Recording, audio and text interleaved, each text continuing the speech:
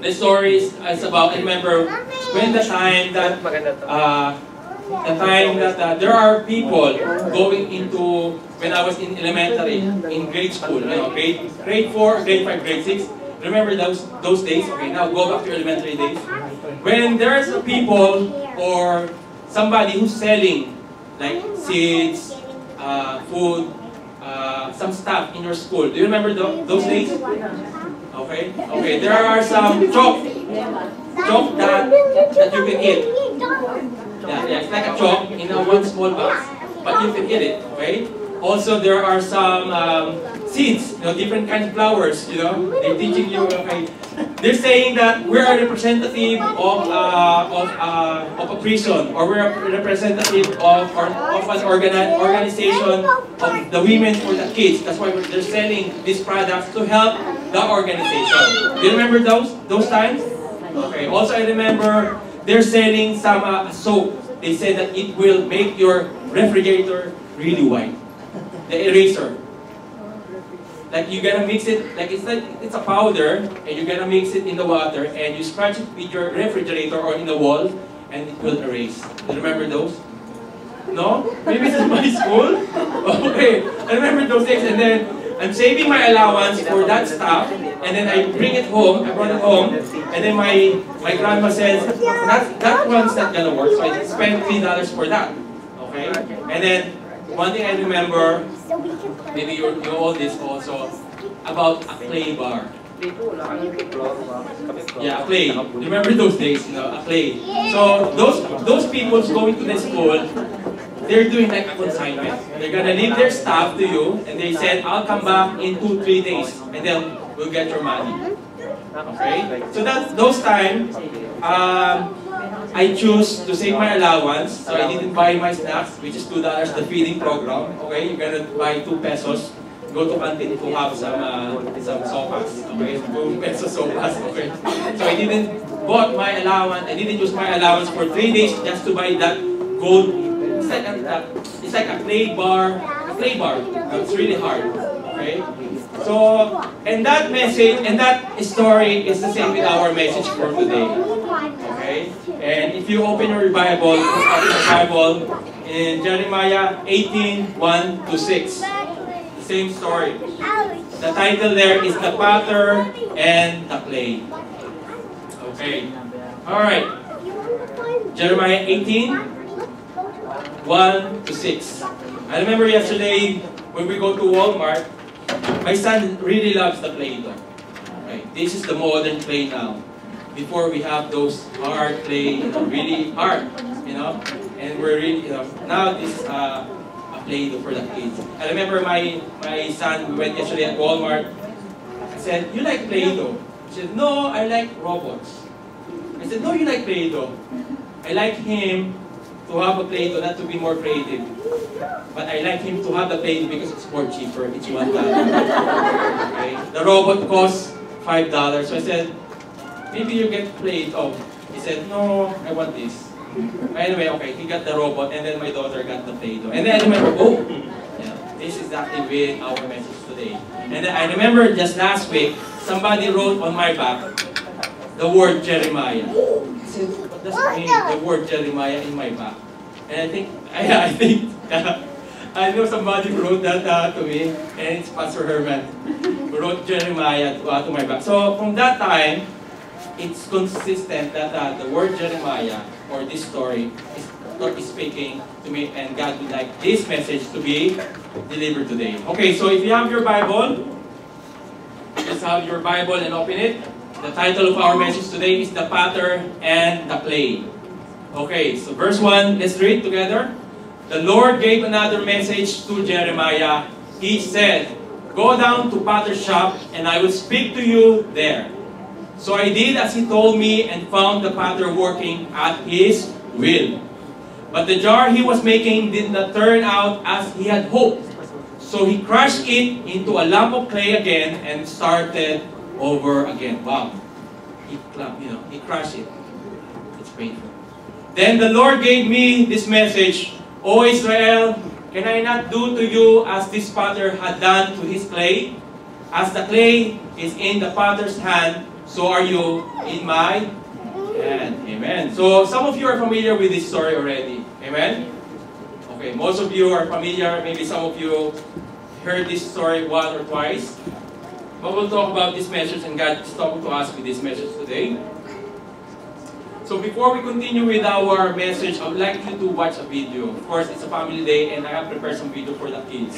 Okay, for everyone. All right. So let's watch a video on how the potter mold a clay. Okay.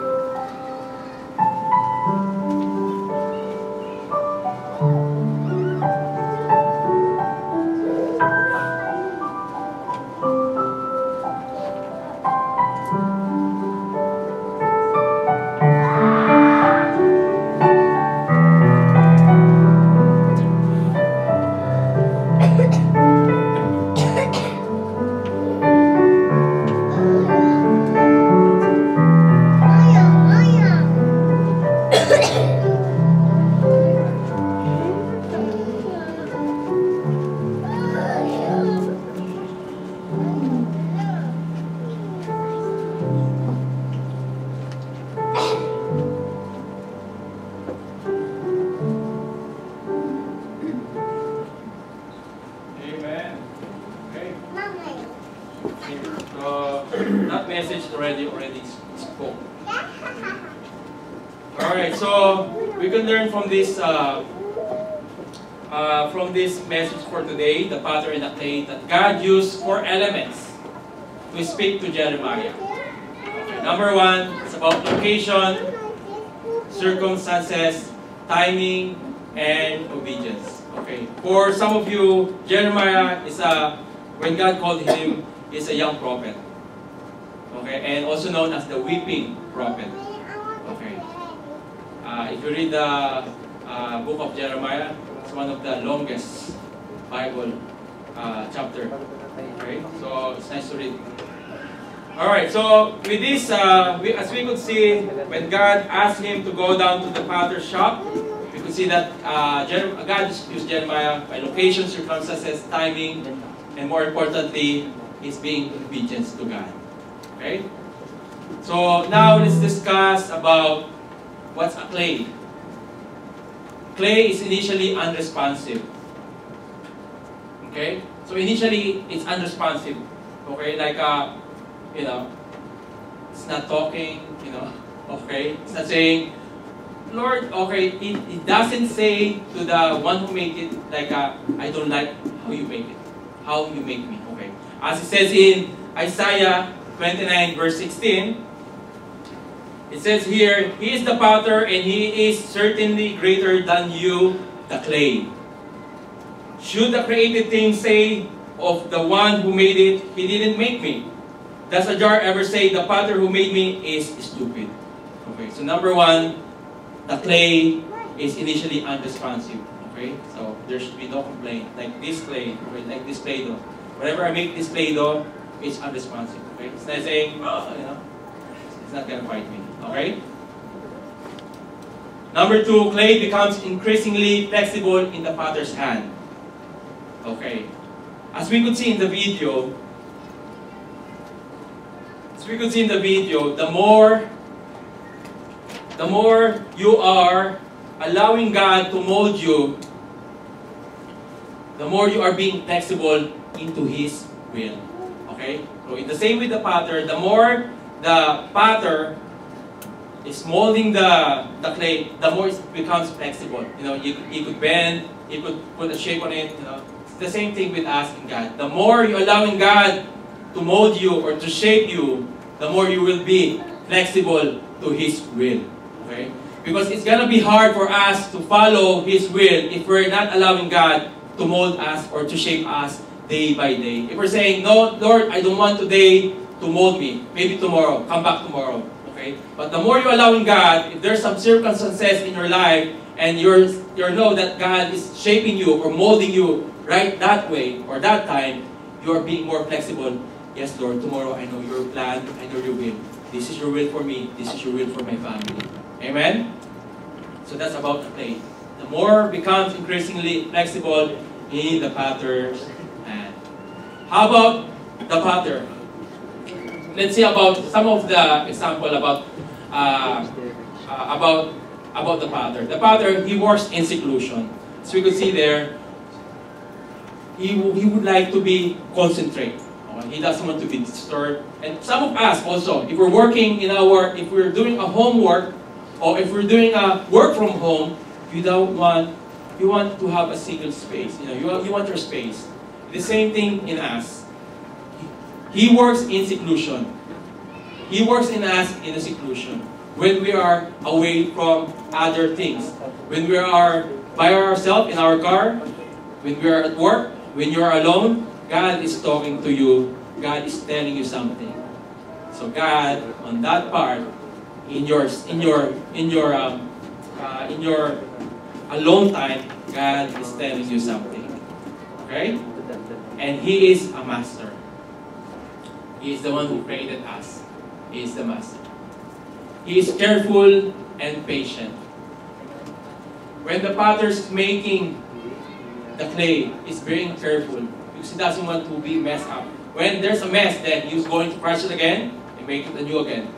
Okay? So the potter is careful and patient. Okay? So be patient as well. Okay?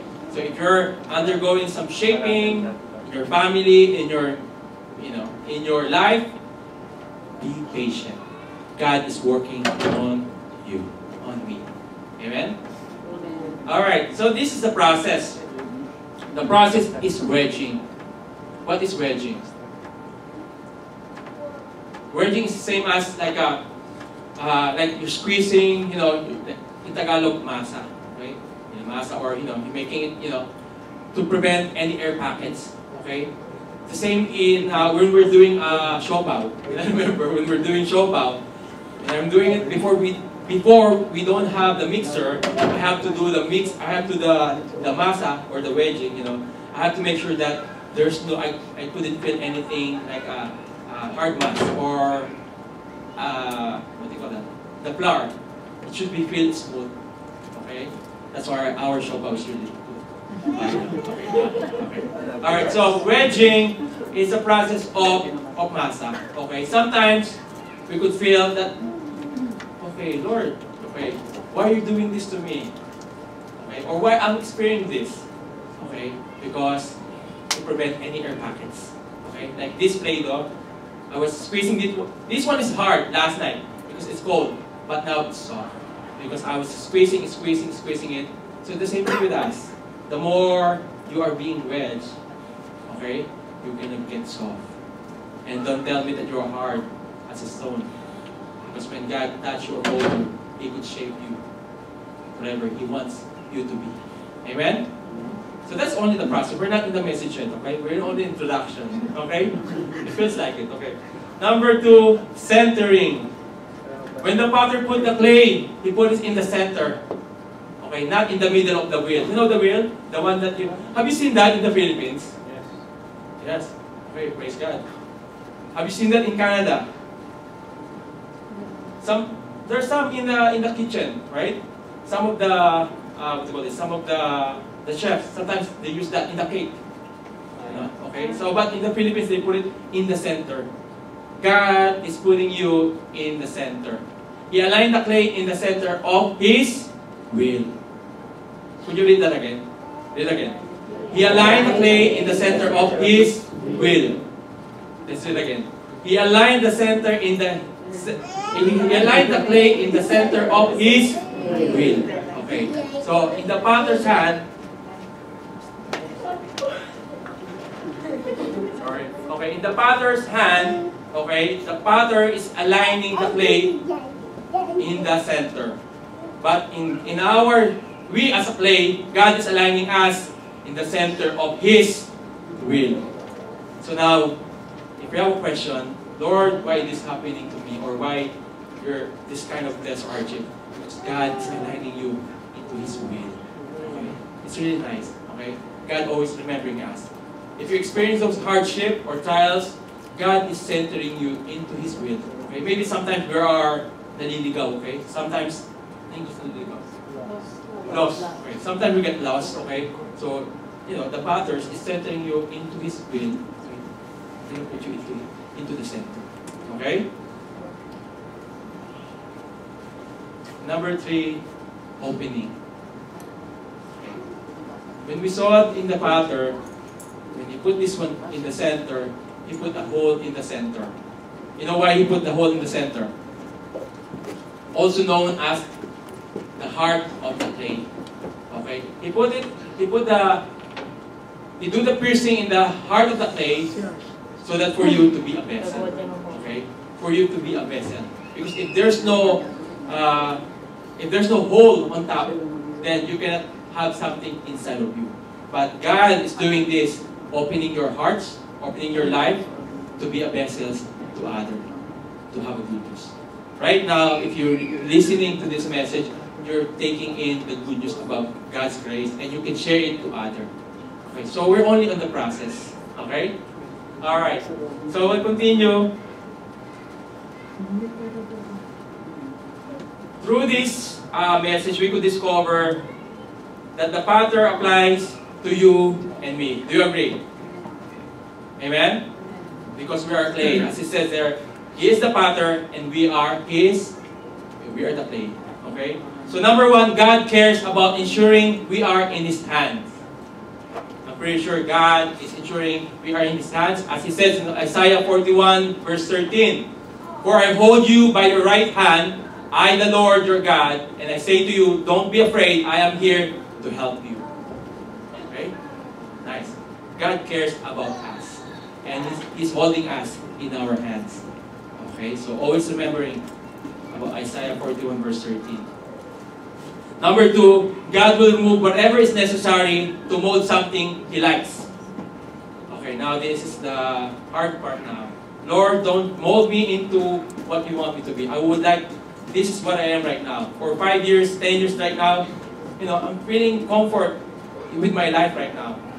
But God will remove whatever is necessary to mold something He likes. Because He is the potter and we are the clay. Okay? So if you experience some molding, shaping, as in our song a while ago, shaping my heart, okay? So soften your heart, okay? So it's the one who will remove everything and mold us to something that He likes. As it says in verse 4, let's go back to verse 4, it says here, but the jar He was making did not turn out as He had hoped. So He crushed it into a lump of clay again and started over. Wow. Okay. I heard before we went to Ottawa, I think I was with Pastor Herman, with Brother Job and Sister Job, and with Pastor Andoni. I heard this.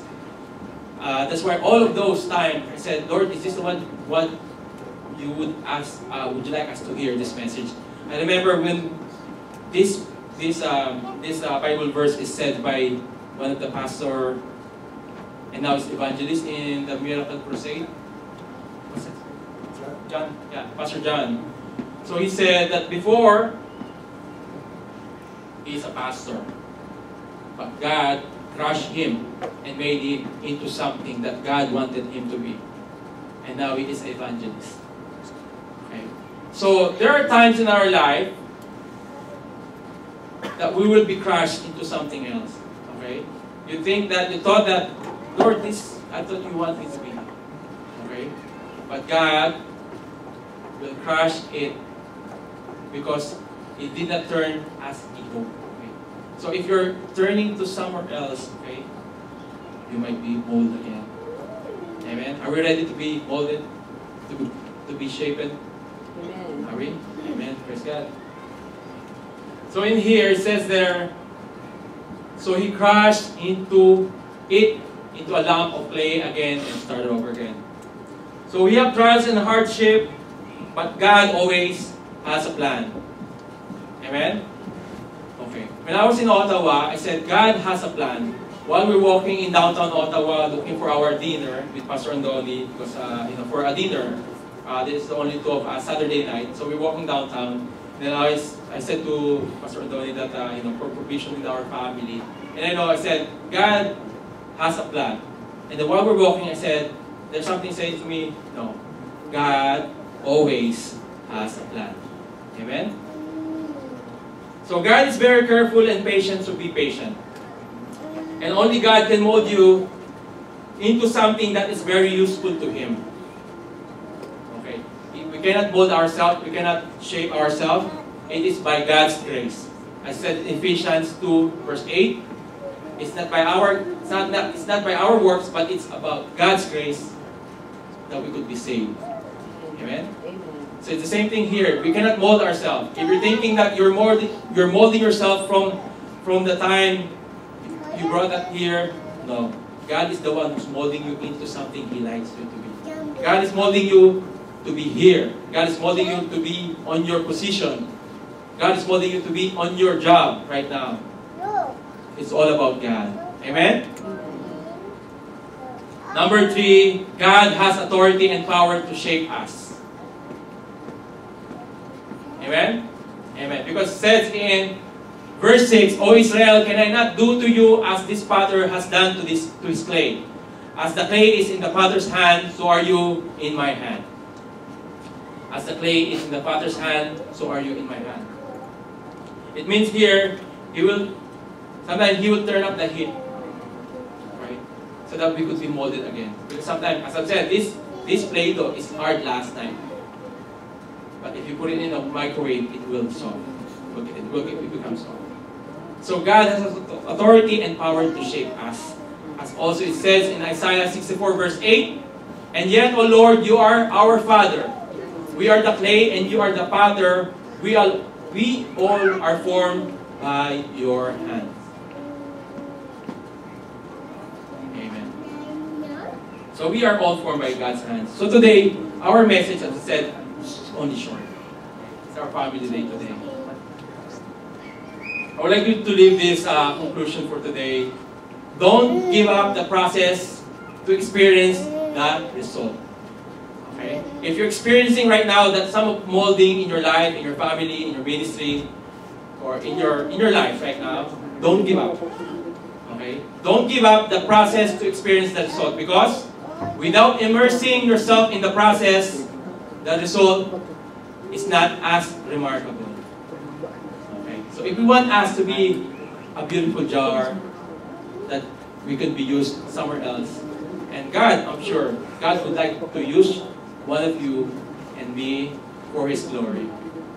Amen? So without immersing yourself in the process, the result is not as remarkable.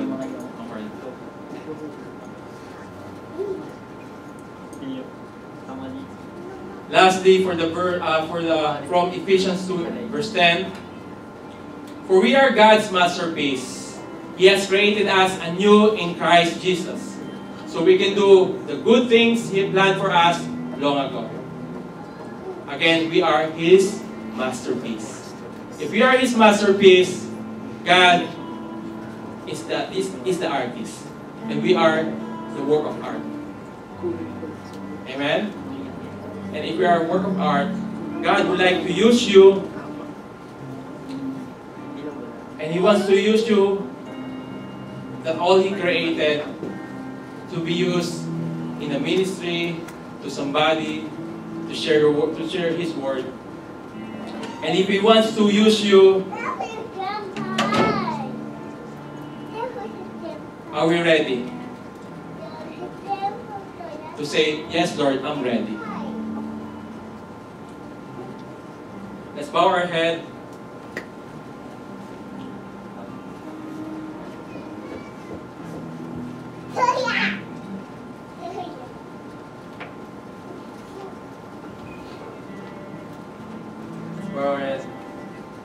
Before you go to sleep tonight, pray to God, talk to God. Father God, I'm ready, O God, Jesus. I'm ready, Lord, for the moldings that you're going to do in my life, in our life. Be ready also, brothers and sisters. Be ready your heart for the Lord. Right now, brothers and sisters, I would like to encourage you that God cannot work on you unless you are His. If right now you don't have a relationship with God, God is talking to you right now, that I want to do something great thing in your life, amazing things, to show to you my love, on how He will make you beautiful made, work of art. He will make you something that's very useful for Him, for His glory. If you don't have the relationship right now,